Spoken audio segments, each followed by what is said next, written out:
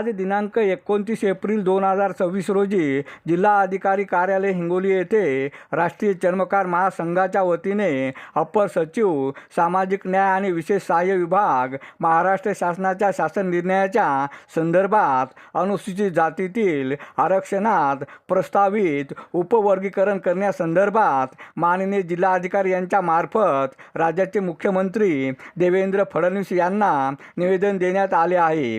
यावेळी जिल्हा अध्यक्ष डॉक्टर प्रल्हाद वाघमारे, महिला जिल्हा अध्यक्ष मनीषा गायकवाड, अनुसयाबाई मानकर, सटवाजी भाग्यवंत, उपाध्यक्ष रमेश राऊत, बालाजी राऊत, दिगंबर मानकर, वासुदेव सर, विश्वनाथ कुबडे, विशाल कुबडे, तुळशीराम खंडारे यांच्यासह इतर कार्यकर्ते मोठ्या संख्येने उपस्थित होते। अरुण दिपके, TV 7 हिंगोली। जिल्हाधिकारी महोदयांना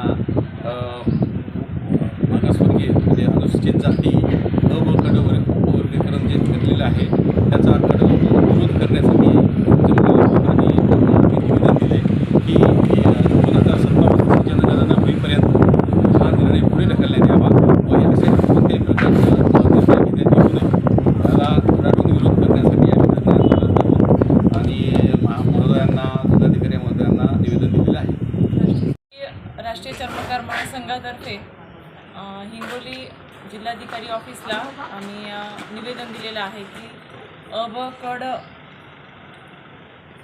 उपवर्गीकरण याला आम्ही जाहीर कडाडून निषेध करतो। यासाठी राष्ट्रीय चर्मकार महासंघाची संपूर्ण टीम हिंगोली जिल्ह्याची या ठिकाणी आम्ही आज जिल्हाधिकारी ऑफिसला निवेदन दिलेलं आहे।